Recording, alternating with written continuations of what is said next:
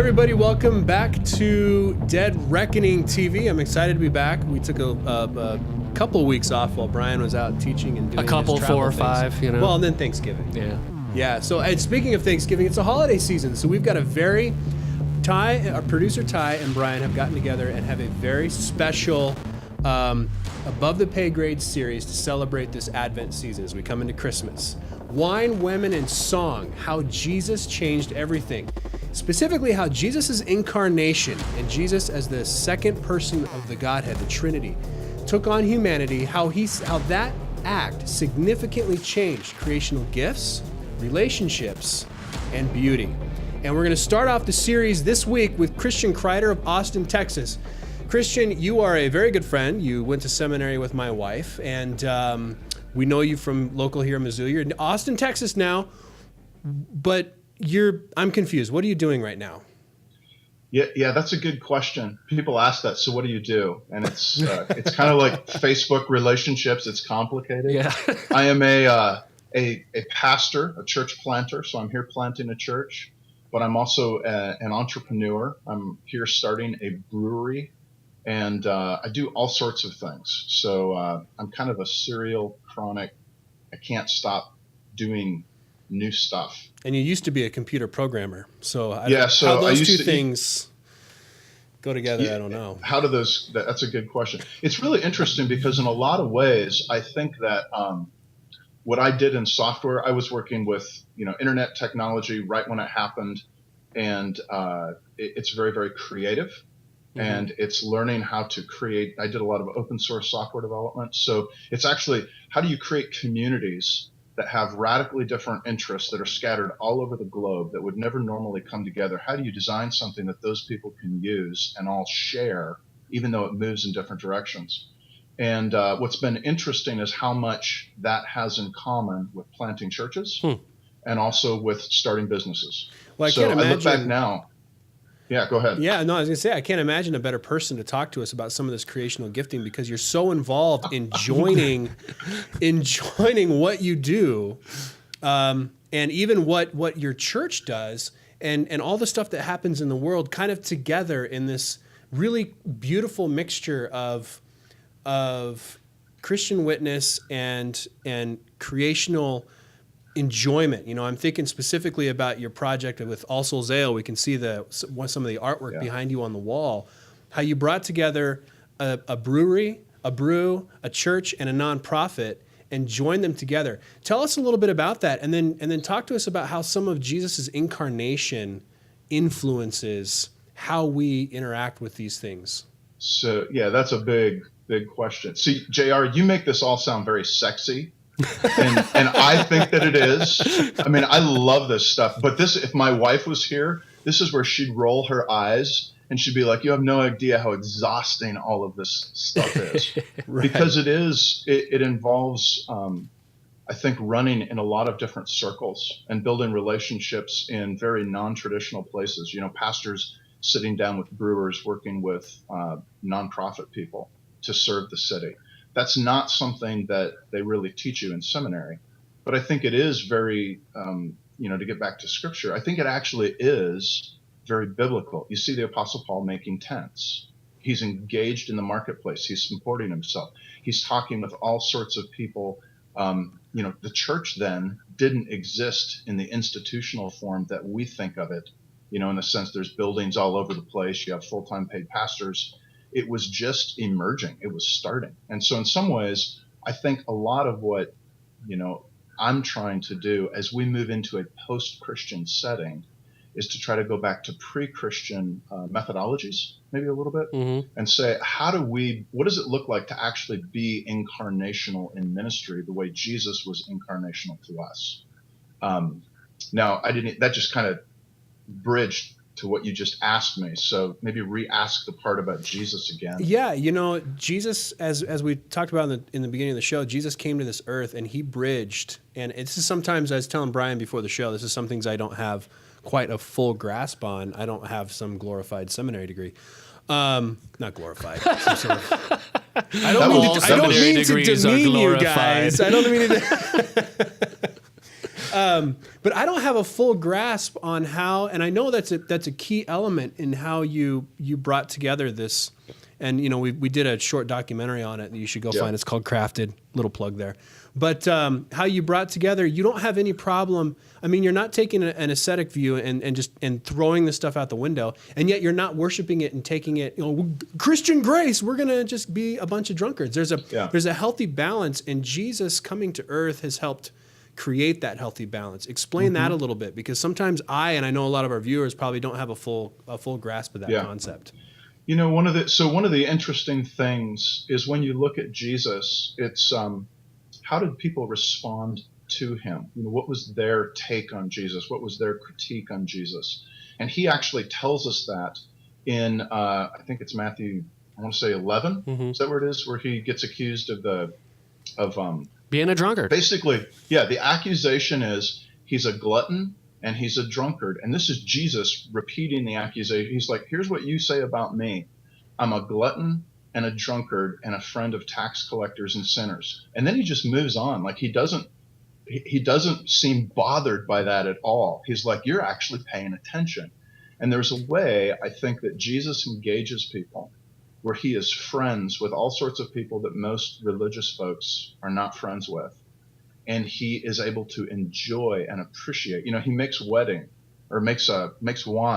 at the wedding of Cana, and it is really good stuff. This is a guy you'd want at your parties. And and he can bring all of the alcohol, and it'll be great. So Jesus, whatever we say about Jesus, we have to appreciate that he had a way of engaging in the world in a way that was very, very messy, and yet never sacrificing truth. He's full of grace and truth. Both of those things go together. And so I think that at the very least, we need to have that in our theology where we go, this is possible. And if we're doing it well, we shouldn't be surprised if we get some of the same critiques. That's an interesting point.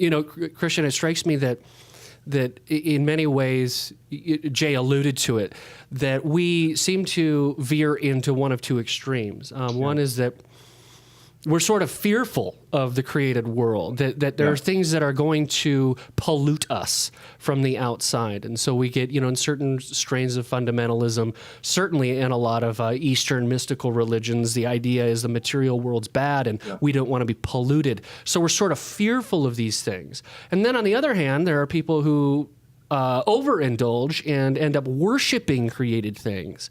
And maybe talk a little bit about how, the incarnation sort of frees us from both of those ditches. The very fact that Jesus becomes a man and is incarnate in the material world is a creation affirming sort of thing. Oh, yeah. And then on the other hand, he's restoring our relationship not only to God, but to created things where we're freed from worshiping them. I mean, isn't that the very balance we're talking about? Yeah, I think it is. It's, it's one of the passages that is very, very helpful for me is when I look at Jesus interacting with the woman at the well. Here is somebody that is maybe, if you want to say, she's overindulging in a different way. Instead of with alcohol, it's with her sexuality. She's been married to 5 guys, and the guy she's with now is not her husband.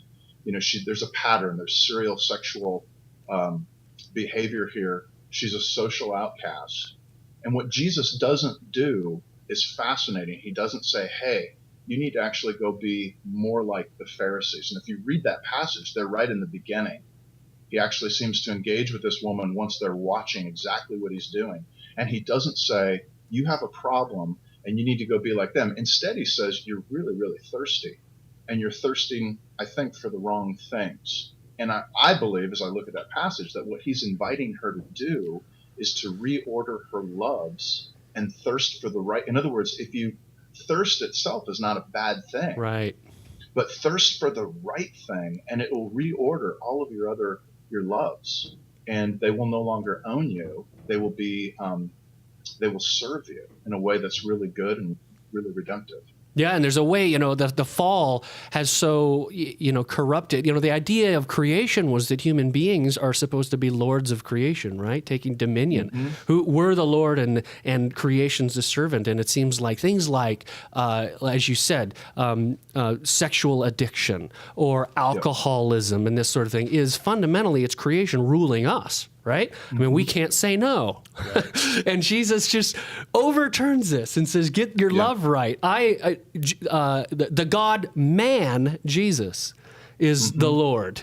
And we're, worshiping him reorders and reorients our love so that we're not worshiping created things anymore.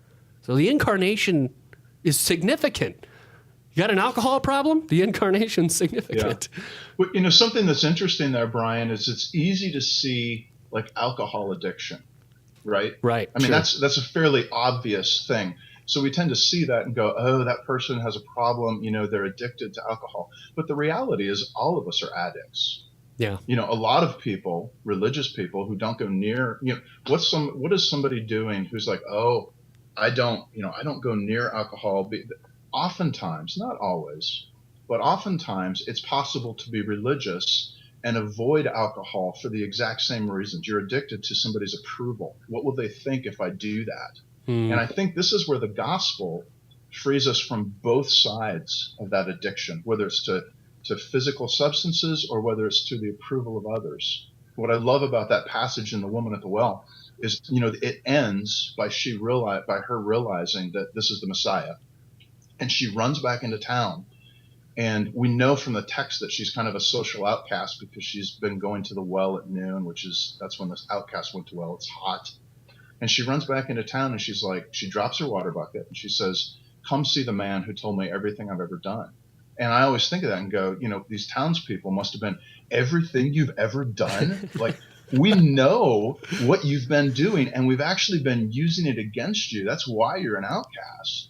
And now we have no leverage over you because you have a new identity, and it redefines everything. Yeah, and she has no secrets from her master, right? Exactly. Right. Yeah. There's this authenticity. There's no covering, right? I'm hearing you guys talk about this, and I'm seeing that there's a distinct, when I look at Scripture as a whole, and Christ coming at the close of the, at the beginning, opening of the New Testament, I think about the Old Testament and what was.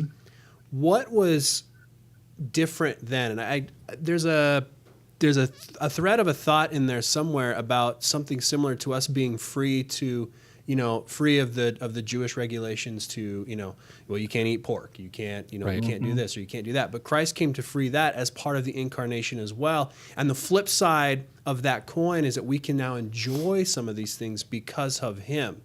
What was the specific difference?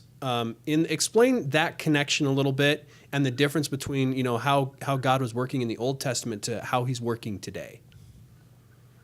Yeah, you want to start with that, Brian? Yeah. No, I would love to. The various food regulations and food laws in the Old Testament were not don't touch these things, don't consume these things because they are somehow inherently bad, like they will inherently pollute you. God was drawing very strong boundaries around his people. You're going to be different. You're going to be different from the other nations. You're going to be different from the Gentiles. And so these are Jewish distinctives that were preserving God's people as a holy, special, set-apart people. When Jesus comes, his purpose is to make one new man, Ephesians says, between Jew and Gentile, and break down that barrier, break down those walls. So those food laws were pointing forward to something that was to be fulfilled by Jesus. That now God's people there is no distinctive ethnic group. The gospel is for Jew and Gentile, slave and free. There's a widening of God's purposes with the advent of Jesus. Yeah, I think I'd build on that and say, you could ask the question, is God near to us or far from us? And the answer, if you've been to seminary, is kind of yes. Mm-hmm. There's a sense where he's near to all of us. Paul says that, in Acts, he's near you. But there's also a sense where he's far from us. And I think it's possible that you could look at the Old Testament and go, the Old Testament in some ways is emphasizing the distance from God. He is holy and we are not. Here's what he requires. We don't measure up. I think the New Testament, in some ways, that's still fully true. There is a distance from God. But how does the New Testament open? Emmanuel, God with us. And I think you can look at the New Testament and say it's emphasizing another aspect that God has drawn near in Jesus, in the flesh. And when that happens, it changes how we move through life. So there is still a sense where we're far from God. We still don't know him as we will fully. This is not consummated. But the New Testament, I think, is emphasizing primarily that the nearness is happened in a new and definitive way, and that trumps everything else, and it happens through Jesus. Yeah. Well, that really bridges. I mean, that also, that really connects the whole gospel message of Jesus coming to bridge that farness, that distance of us even being able to approach God. Jesus comes, takes our punishment, and then we're able to approach the throne. I mean, that's just a beautiful picture of the incarnation. And it's a world affirmation. I mean, it's God did not, when we're rebels and we're sinners and we've rejected God, God didn't wipe his hands of his that project went south, right? Let me move on. Move on to a different galaxy. No, it's the Word became flesh and made his dwelling among us. God is not giving up on his creation. There's nothing he made that has been so soiled that he can't redeem. And that includes the creational gifts. So as a Christian, somebody united to Christ who has a right relationship with God, we have a new place to stand in terms of our appreciation of God's creation. And that includes things like beer. Tell us about beer, Christian. You're starting a brewery in Austin, Texas. Yeah, we're starting a brewery, which is a little bit, in some ways, people are like, wow, that is a new idea. And it's actually not. It's an old idea. It's been around for a long time. It's very interesting. JR, you've talked with Bjorn, who is the founder of Big Sky Brewery. He became a good friend when we were in Missoula. And Bjorn, for a while, kept saying, you really ought to start a brewery. And I'm like, no, I'm a pastor. And Bjorn kind of is like, listen, I don't go to church, but I'm a brewer and I know my history of brewing.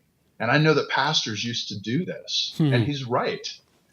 You go back to, some of the earliest Christians evangelizing in Europe were really taking what I would call an abbey approach, where they'd move into a neighborhood, and there's barbarians.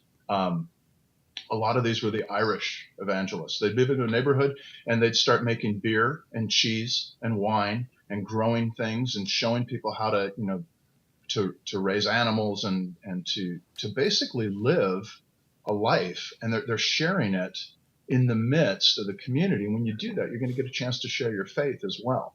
So you actually see a rich tradition. We see it today still with the the monastics, some of the monks in Europe that still maintain this tradition. But it's kind of a long ongoing stream, and there's various points all through church history where the church has been really involved with beer. Martin Luther's wife, Katie, was considered a master brewer. People, when they would write to Luther and say, hey, we want you to come speak to us, but by the way, can you bring some of Katie's beer along with you? Because it's really good. And I think that we've lost sight of some of our, in America, at least for me, I know growing up, I kind of thought history started in the early 70s when I was born. And that's pretty much it. And this is the way it's always been. And I think as I've grown older and have actually started to engage with some of the beer traditions, beer is being rediscovered in this country right now. And with it, we're rediscovering a lot of the heritage. And as we do, we realize there's a Christian thread that runs all through that gives us, I think, very good reason to go, man, as Christians, we ought to love beer, or we have grounds for loving beer. It's a big part of our Christian heritage. We have grounds for loving beer, and we have grounds to not worship beer. We have grounds to love beer the way the world doesn't. The way the world doesn't. They tend to worship it and overindulge and be dominated by it. So, tell us, you're a pastor. you've certainly dealt with, I mean, alcoholism. And this is an appropriate topic as we're heading into a holiday season, right? There's a lot of celebrating going on. And certainly nobody wants to minimize the devastating effects alcoholism has had on millions of lives. And you're a pastor. I'm sure you've dealt with this issue and addictions. And talk to us maybe practically, just you as a pastor who pretty openly, obviously, enjoys these creational gifts of beer and wine. How do you pastorally handle people in your orbit who really have a problem with alcohol? Or how do you counsel people to enjoy alcohol responsibly as a Christian? You know, I think one of the things we discovered in planting our first church is first that there's a lot of fear around this topic. And a lot of it's hypothetical. Like, if we do this, you know, people are going to be stumbling drunk. People are they're going to fall into sin. And we found, practically speaking, that actually didn't happen. That was not. Now, that's not saying there were never any problems, but I think one of the things is we've got to be careful that we're not motivated by fear, that we're actually motivated by love and by faith and by a willingness to follow Jesus. We also found something that was very, very helpful is, you know, let's say I'm an alcoholic. Right. Chances are I'm scared to death to let people know that, because we live in a community that's going to look at somebody and say, oh, if you're an alcoholic, you've got a problem. And it's a shameful thing. Well, what if we could create a community where, let's say you struggle with alcohol or whatever you struggle with, if you could actually be open and honest about that struggle and not be rejected because of it. And so what we just tried to do is we ran into people who maybe were recovering alcoholics, we would say, hey, you are welcome at this party. You know, we're going to have a party. There's going to be alcohol. You are still welcome. We don't want to like ostracize you, but how can we help make sure that, you know, this isn't a struggle for you? And the easiest way is to just be open and honest about the fact, hey, this person has struggled with alcohol in the past, so he doesn't drink now. And when that's on the table and everybody knows it, it actually, and yet the person's still accepted and still welcome, and you're still friends with him and you're not judging him, that does something where people are like, oh, wow, I know about this person's struggle, and I'm actually going to be able to engage with them in a way that is, it's just different. There's not fear, there's not shame. And I think that actually models something about the gospel. We're all weak, we've all got brokenness. The gospel should free us from our reputations and fear of what others think, so that we can be open about our struggles and actually walk through it in a community. I guarantee if you are an alcoholic at a party, the best thing for you is for everybody else at that party to know that you struggle and to have your back. Yeah. Wow. You know, you do that, and that creates something unique. That you don't see that in our culture. No, you're absolutely right. And that, you know, as I think about the incarnation and what it means for Jesus to come and take on all of our sins, he puts us all on the same plane. We're all on the same playing field. So yes, he freed us to maybe enjoy some of these creational gifts, free of needing to, you know, I grew up Baptist, and so it was kind of, you don't drink because for some reason it was tied to your salvation. Not always, but that's kind of the way it worked out. Right. But you know, you're free to enjoy some of these things, but at the same time, you're free to admit, hey, I struggle with this. I'm open, and I am free to not participate for the benefit of someone else. Right. Yeah. Wow. Yeah, this has been a terrific conversation, Christian, as we head into the holiday season. And so one last thing is it's kind of hard in the craft brew world to find a beer that's available everywhere. And since we have an audience that is everywhere, before we go, we need a beer recommendation for the holiday season. Holiday beer recommendation. I know what I would recommend. From Christian Kreider. Give us a beer recommendation for enjoyment this holiday season, Christmas season. Here's this. I'm going to give you something. This isn't what you want. Oh, okay. It's what you need to hear. Okay. Like, our culture wants a beer that's available everywhere, and I think that's actually part of the problem. Like, I would actually answer by saying, why do you want a beer that's available everywhere? what I actually want is I want a beer that's not available anywhere but right here. Wow. And I want to be able to go sit down with the person that made that beer and find out what went into it and learn about it and get, in other words, beer for me is a conduit to conversation. And so what I would say is find a local brewery and go in and ask them what they have that you can only get right there that's going to be great for the holidays, and say, tell me why this is amazing. And then talk to the person sitting next to you and say, what do you think of this? Is this amazing? Do you like it? Do you not like it? To me, that is the beauty and the value of beer. It's a conversation starter. So if you want a local beer, I will give you a recommendation. Right now, we're having a Christmas party in 3 weeks. I have got a Belgian strong dark ale that will be ready for this party. And you're brewing it. 9.5%, 10%. Yeah, I'm brewing it. Oof. It's in the next room right now, just bubbling away like this. And it's got hints of plum and dark cherry, and it's this beautiful, beautiful dark beer. It's not hoppy at all. It's malty. It's going to be big, 9.5%, 10%. And it's something that's meant to be enjoyed around the holidays with friends, where you're all tasting it going, what is this like? And you're experiencing life together. I don't think I've gotten my invitation to this party yet. I haven't got an invitation either. So this is such a small event. There's room for about 25 people. So you'd have to get in the car and drive down here and crash this party, and it would be amazing. That would be epic. That would be so, pretty awesome. I'm just saying, you could do that. We could. So that's tempting.